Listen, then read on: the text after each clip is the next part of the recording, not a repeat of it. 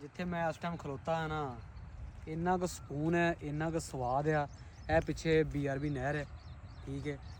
ਇਹ ਮੇਰੇ 4-5 ਏਕੜ ਦੇ ਉੱਤੇ ਇਹ ਸੁਸਾਇਟੀ ਬਣੀ ਹੈ, ਕਨਾਲ ਵਿਊ ਫਾਰਮ ਜ਼ਮੀਨ.com ਵਾਲਿਆਂ ਬਣਾਈ ਸੀ। 4 ਤੋਂ 5 ਕਿੱਲੇ ਛੱਡ ਕੇ ਤੇ ਇਹ ਸਾਡੇ ਕੋਲ 7.5 ਕਿੱਲਿਆਂ ਦਾ ਪੀਸ ਆਇਆ ਜੇ।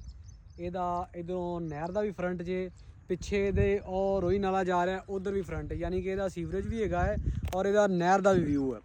ਔਰ ਯਕੀਨ ਕਰੋ ਕਿ ਤੁਸੀਂ ਕਿਤੇ ਇੱਥੇ ਆ ਕੇ ਇਸ ਟਾਈਮ ਦੇ ਉੱਤੇ ਤੁਸੀਂ ਆ ਕੇ ਇੱਥੇ ਕੋਈ ਫੀਲ ਕਰੋ ਨਾ ਕਿ ਜੋ ਮਾਹੌਲ ਹੈ, ਜੋ ਸਵਾਦ ਆ, ਮੈਂ ਨਾ ਕੋਈ ਇੱਥੇ ਇਹੋ ਜਿਹੀ ਫੀਲਿੰਗ ਨਹੀਂ ਹੈਗੀ। ਰਜਿਸਟਰੀ ਇੰਤਕਾਲ ਵਾਲੀ ਪ੍ਰਾਪਰਟੀ ਜੇ ਜਗ੍ਹਾ ਮੈਂ ਤੁਹਾਨੂੰ ਦੱਸ ਦੇਵਾਂ, ਮੋਜ਼ਾ ਜਾਮਨ ਜੇ। ਪਰ ਕਿੱਲੇ ਦਾ ਜਿਹੜਾ ਹੈ ਨਾ ਉਹ ਪੌਣੇ 2 ਕਰੋੜ ਰੁਪਈਆ ਮੰਗਦੇ, 1 ਕਰੋੜ 75 ਲੱਖ ਰੁਪਈਆ ਫੀ ਏਕੜ। 7.5 ਕਿੱਲੇ ਜਗ੍ਹਾ ਹੈ, ਜੇ ਕਿਸੇ ਇਨਵੈਸਟਰ ਨੇ ਕੱਟ ਕੇ ਪਲਾਟ ਵੇਚਣੇ ਆ ਉਹਦੇ ਵਾਸਤੇ ਬਿਹਤਰੀਨ ਹੈ। ਇਹ ਪਿੱਛੇ ਸਕੀਮ ਆ ਯਾਰ, ਇਹ ਸਕੀਮ ਦੇ ਵਿੱਚ 35 ਲੱਖ ਰੁਪਈਏ ਨੂੰ ਅੱਜ ਤੋਂ 3-4 ਸਾਲ ਪਹਿਲਾਂ ਉਹਨਾਂ ਜਗ੍ਹਾ ਵੇਚੀ ਸੀ।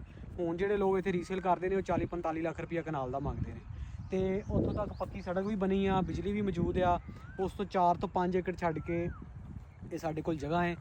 ਅਗਰ ਤੁਸੀਂ ਵਿਜ਼ਿਟ ਕਰਨਾ ਚਾਹੁੰਦੇ ਤਾਂ ਨੰਬਰ ਨੋਟ ਕਰੋ 0323 1486 243।